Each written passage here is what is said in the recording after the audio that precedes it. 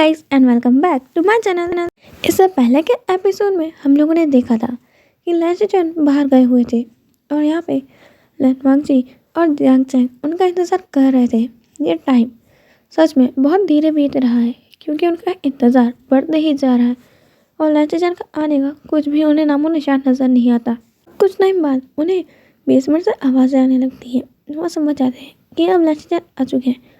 वो लोग जल्दी से बेसमेंट में जाते हैं, वहाँ की लाइट्स ऑन करते हैं तो लैंसचेन से पूछते हैं कि उन्हें कुछ मिला। लैंसचेन कहते हैं कि चलो हम ऊपर चल के बात करते हैं। लैंगवांगजी और जियांग कहते हैं कि नहीं, हम लोग यहीं पे बात करेंगे, पहले तो हमें बताओ कि तुम्हें क्या कुछ मिला। वहाँ पे लैंसचेन अब उनके हाथ में एक फ़ाइल रख देते हैं और कहते हैं ये रहा पूरा बायोडाटा। इससे पहले इस मिशन के अंदर वैन फैमिली रहा करती थी। मिस्टर वैन, मिस वैन और उनके 2 बच्चे। यहाँ पे उन दोनों बच्चों की फ़ोटोज़ इस मिशन में यहाँ पे पड़ी हुई हैं और ये दोनों, इनका नाम आयुन और जिंगई है। जिंगई और आयुन बहुत अच्छे बच्चे थे। यहाँ पे उनके किंडरगार्टन्स के भी कुछ रिकॉर्ड्स हैं। वो उनको रिकॉर्ड और वो फ़ोटोज़ बताते हैं जिनमें वो बच्चे साफ नज़र आ रहे थे। यहाँ पे लैंसचेन कहते हैं ये लोग स्टार किड्स हैं, यानी ये बच्चे एक्टिंग भी कर ही रहते हैं और इन्होंने बहुत सारे एड्स और शूट्स करे हैं और उनकी फर्स्ट मूवी वो इनके साथ ही हुई थी। जियांग चैंग, क्या तुम्हें दी एंटी मूवी याद है? गौर से याद है, वो आज तक मेरे करियर की बेस्ट मूवी है। कितनी अच्छी थी। I love the story plot और मेरे को स्टोरी राइटर की स्टोरी लिखने की कला तो बहुत पसंद आई थी। काश हम उसे पूरा करते, पर क्या कर सकते हैं, हमें थोड़ी सी रेपुटेशन के अंदर रहना पड़ता है। लैंसचेन कहते हैं कि करेक्ट, उसके अंदर तुम्हें आयुन का करेक्टर याद है और लैन जिनलिंग का। जियांग चैंग याद करने की कोशिश कर रहा था, तभी लैंसचेन कहते हैं कि ये वही करेक्टर है जब ईलिंग पैट्रियार्क यहाँ से सब कुछ छोड़ के ईलिंग रहने चला गया था वैन क्लैन के पर्सन्स के साथ। यहाँ पे तभी जियांग चैंग को याद करते हैं कि ओह हाँ, मुझे याद है। जियांग कहते हैं कि करेक्ट, उन दोनों बच्चों ने यही मूवी में काम किया था और वहाँ पे ही वो वोइंग से मिले थे और वोइंग उनके साथ काफ़ी काइंड था और बहुत क्यूट था और वोइंग की हरकतें तो सबको ही पसंद आती हैं। तो बच्चे उसे वोइंग के क्यूट फेस और एंजल लुक के कारण उसे एंजल काका कहते थे।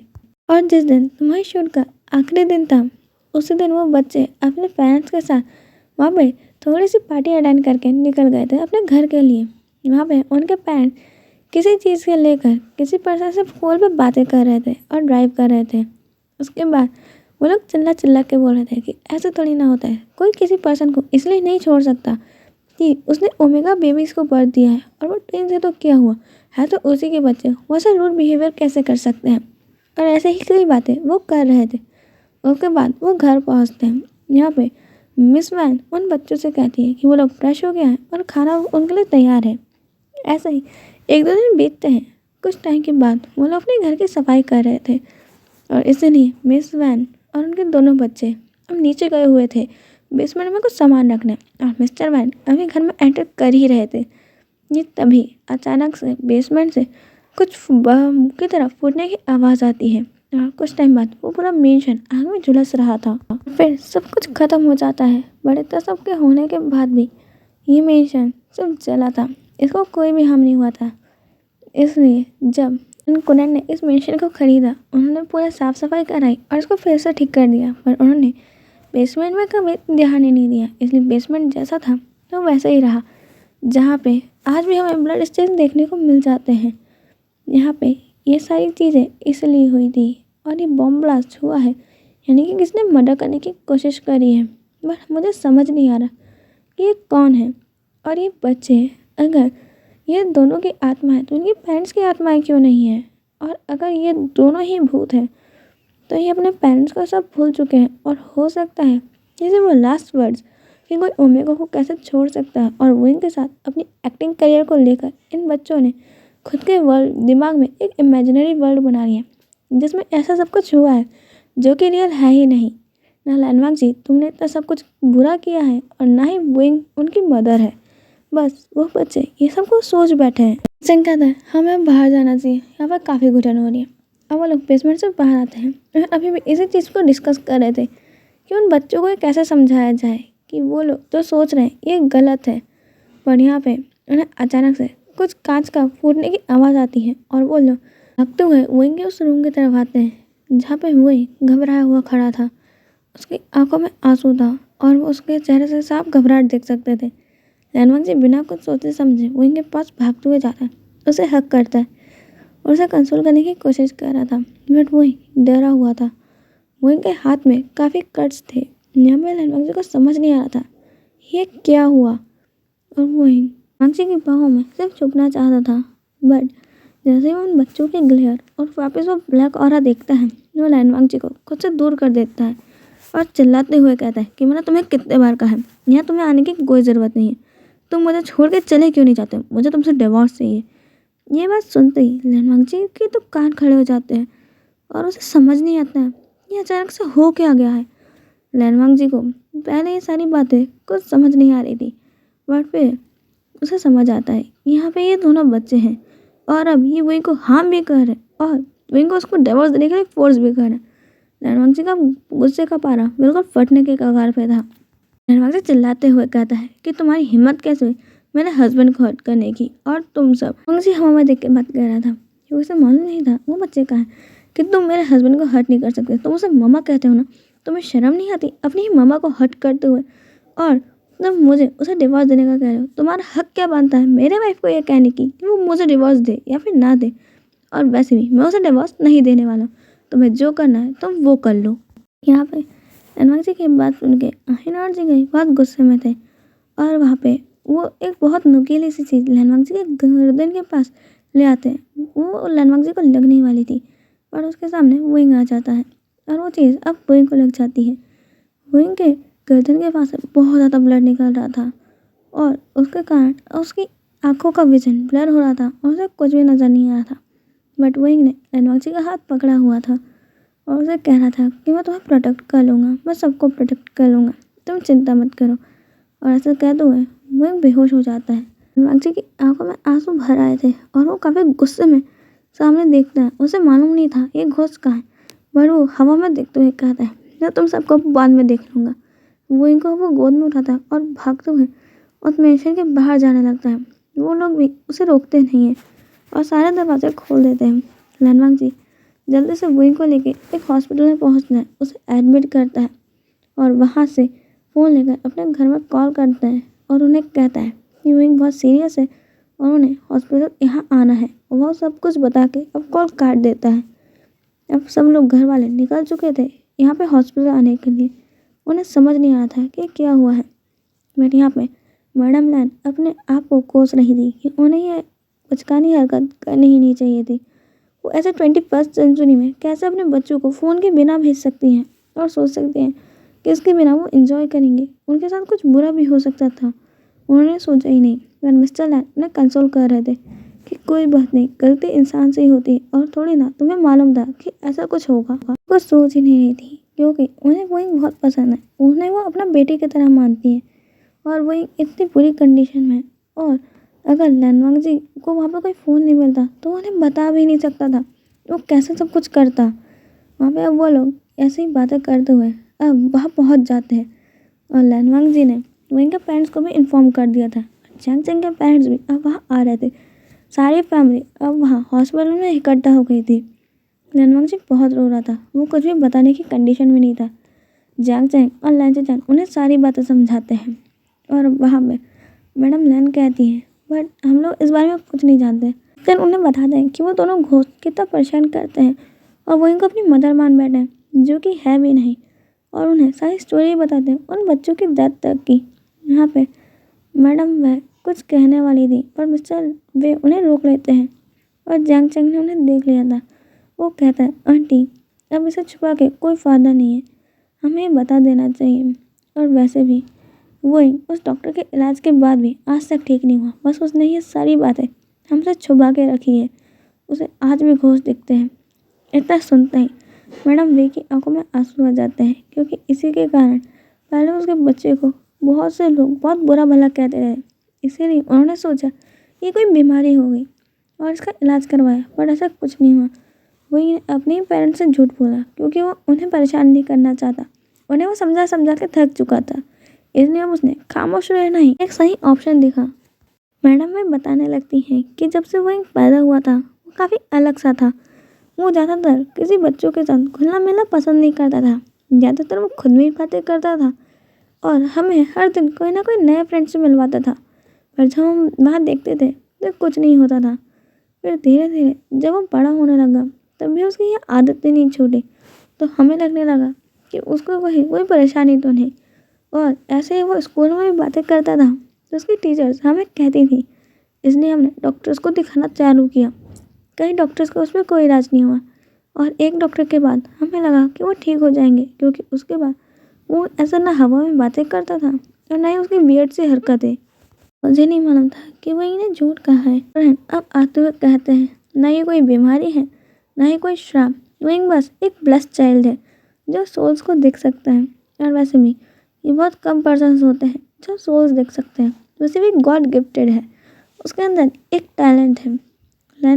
कुरान को देख के सब लोग वहाँ ग्रीट करते हैं। कुरान को तो इसकी सारी चीज़ें मंत्र वगैरह मालूम है कि कैसे घोस्ट को भगाया जाता है, क्योंकि ये उनके लाइन क्लैन का ट्रेडिशन है। तो ये सारी चीज़ें उनके लाइन क्लैन के एल्डर सीखते हैं और कुछ टाइम बाद ये सारी चीज़ें generation to generation pass out होती रहती है। लाइन कुरान कहते हैं कि हाँ, मैंने वो मेंशन खरीदा ज़रूर था बट मैं कभी भी वहाँ गया नहीं और ना ही देखा, इसलिए मुझे मालूम नहीं चल पाया कि वहाँ पर 2 घोस्ट हैं और वो इतना ट्रबल करेंगे।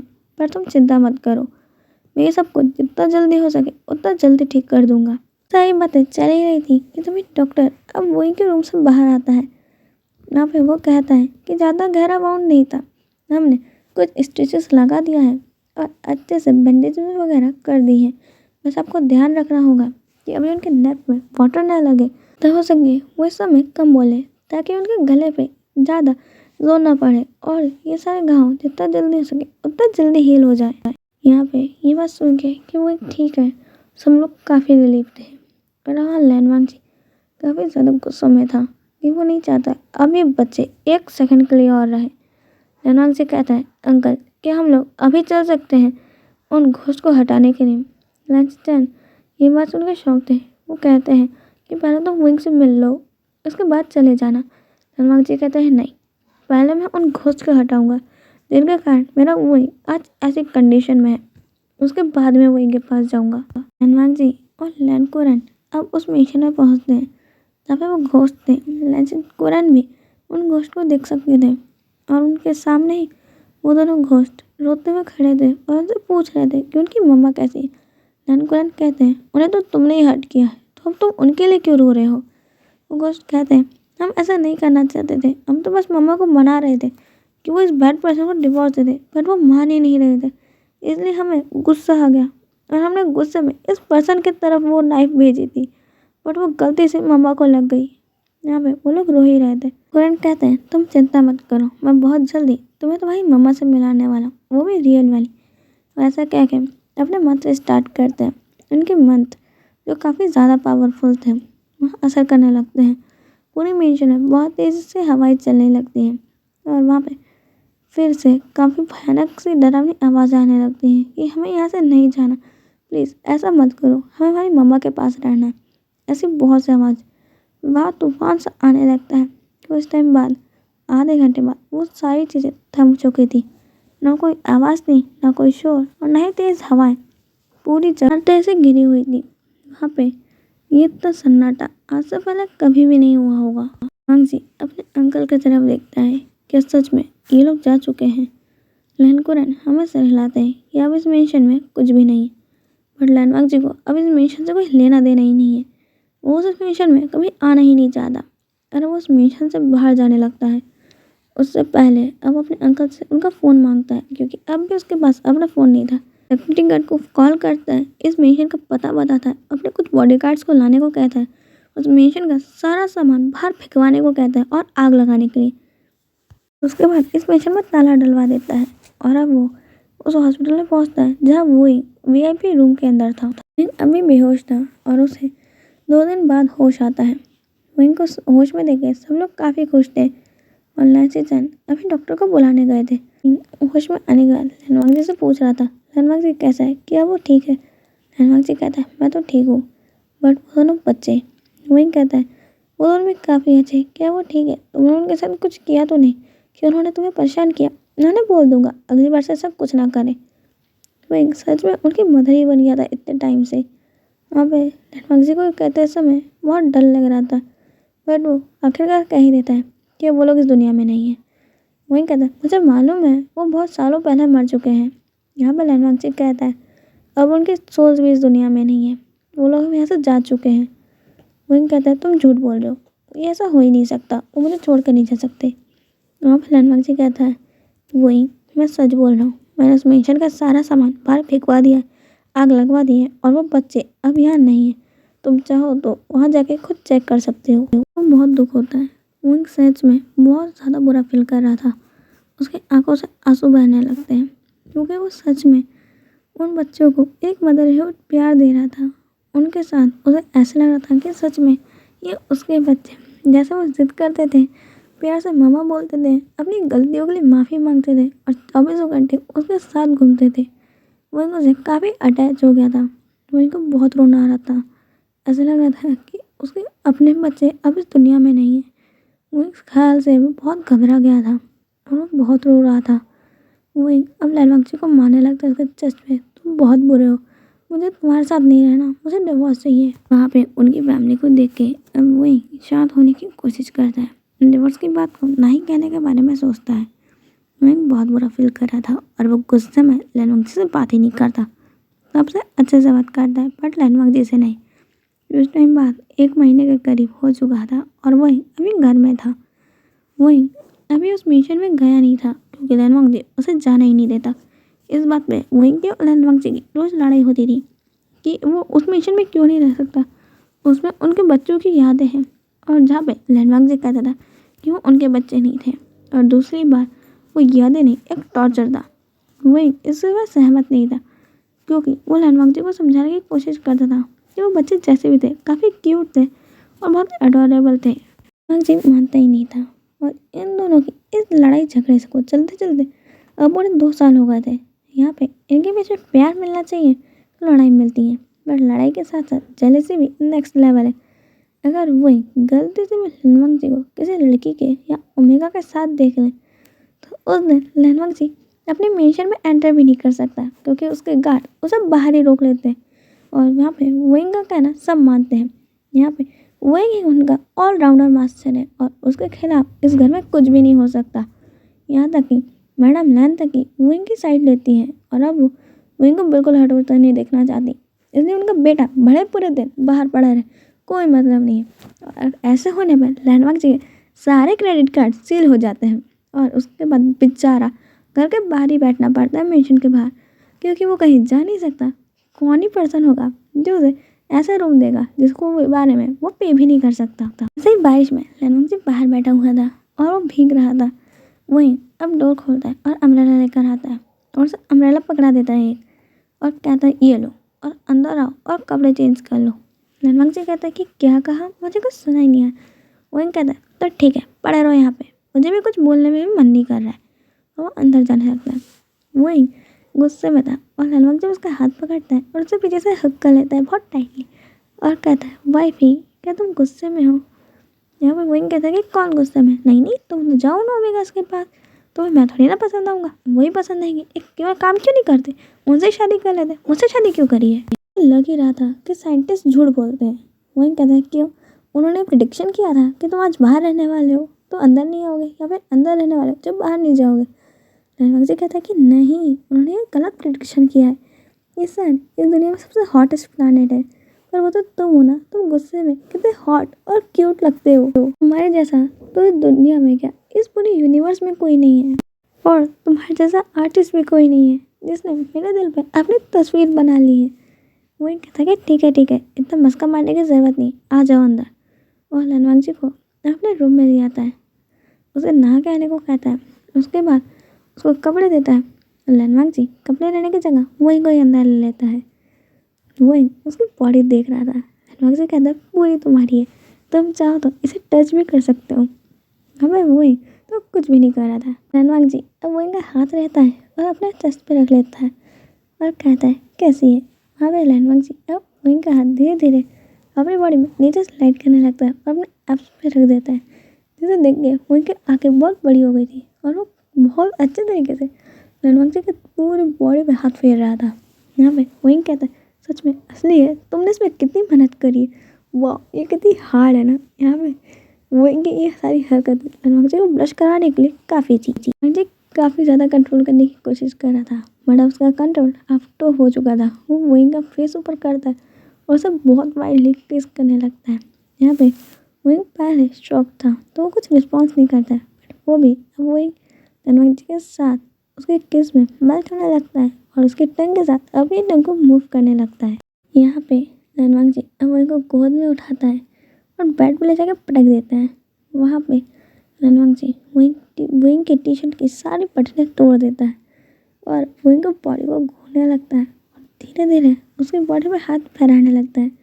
और अचानक से वही के नेक पे किस करते करते रणवंशी का हाथ वही के ट्राउजर में चला जाता है, जिसके अंदर वो वही के प्राइवेट पार्ट को पकड़ के स्क्वीज कर देता है और उसका हाथ वही के बट पे था, जिसे बहुत प्यार से स्क्वीज कर रहा था जैसे उसका कोई टैडी हो, जिसे स्क्वीज करने में उसे बड़ा मज़ा आ रहा था। वहाँ पे वही कहता है तुम क्या कर रहे हो, ऐसा नहीं करना चाहिए, तुम रुक क्यों नहीं जाते।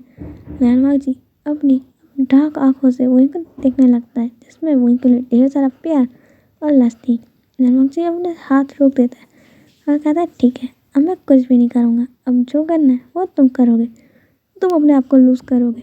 वही सुन के शौक था और रणवंशी को घूरने लगता है, क्या सच में इसने मेरी बात को बुरा मान लिया। शर्माते हुए कहता वो मेरे को नहीं आता ये सब कुछ कैसे करते हैं। रणवंशी कहता है कोई बात नहीं, मैं तुम्हें बताता हूँ। यहाँ पे वो वही को पूरा नेकेड कर देता है और खुद भी नेक्ड हो जाता है और अब वही को कहता है तुम मुझे देखो और मेरे इंस्ट्रक्शंस को फॉलो करो। अब वही कर रहा था। रणवंशी उसे कह रहा था कि अपनी फिंगर्स को अपने होल में डालो, पर वही से हो ही नहीं रहा था। रणवंशी कहता है उन्हें थोड़ा सा वेट करो। वही अब रणवंशी को ही अपने वो फिंगर्स दे देता है और कहता है इसे लिक करो। वहाँ पर रणवंशी बड़े प्यार से उन फिंगर्स को लिक कर रहा था और वही की आंखों में कंटिन्यूसली देख रहा था। ये काफ़ी हॉट सीन था। उसके बाद वही अब रणवंशी को बताने के तरीके से अपने आप को लूज़ करने लगता है और प्रिपेयर करता है। अब रणवंशी ये सारी चीज़ें देख के काफ़ी एक्साइटेड हो गया था, तो वही का हाथ हटाता है और अब लिफ्ट की बॉटल लेता है, अपने पार्ट में लगाता है और वही के अंदर अचानक से फोर्सफुली एंटर करता है। वो इस टाइम पे बिल्कुल भी जेंटल नहीं था, जिससे वही की बहुत तेज चीख निकल जाती है। रणवंशी अब वही को किस करने लगता है और उसके साथ सारी चीज़ें पहले स्लोली और फिर धीरे धीरे रफ होने लगता है।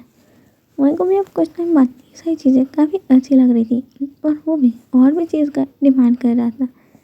ऐसे ही उनकी ये नाइट बहुत प्यारी जाती है और अब वो लोग दूसरे की बाहों में सो रहे थे। शायद इस सुबह की रणवंशी को एक्सपेक्टेशन नहीं थी कि सुबह सुबह रणवंशी फील करता है कि उसकी पूरी बॉडी वेट है, बट वो तो शावर में नहीं गया है। जब उसकी आंखें खुलती हैं तो वो देखता है वही उसकी पूरी बॉडी और चेस्ट को लिक कर रहा है। रणवंशी ये देख के शॉक था क्योंकि उसकी पूरी चेस्ट पे हिक्कीज थी, उसके नेक में बहुत बड़ा सा बाइट मार्क था। यहाँ पे वही ने उसे मार्क कर दिया था और रणवंशी ने वही को रात को ही मार्क किया था, बट उसे समझ नहीं आता वही को क्या हुआ है। और जब वो स्मेल अच्छे से लेता है तो ये फ्लावर की स्मेल थी। यहाँ पे वही की हीट आ चुकी है, इसलिए वह ऐसी हरकतें कर रहा है। रणवंशी वही को समझाने की कोशिश करता है। वही उसे एक बहुत क्यूट और सेक्सी फेस में कहता है तुम मेरे हस्बैंड हो तो क्या तुम चाहते हो मैं अभी मेडिसिन लूँ, क्या तुम मेरी मदद नहीं कर सकते। कोर्स मैं इसके लिए हमेशा तैयार हूँ। यहाँ पे उनका 1 वीक बहुत रोमांटिक जाता है। पूरे इतने टाइम वो अपने रूम से बाहर नहीं गए थे। यहाँ पे मैडम लैन को तो चिंता हो रही थी कि मेरा बेटा सच में एक पीस है।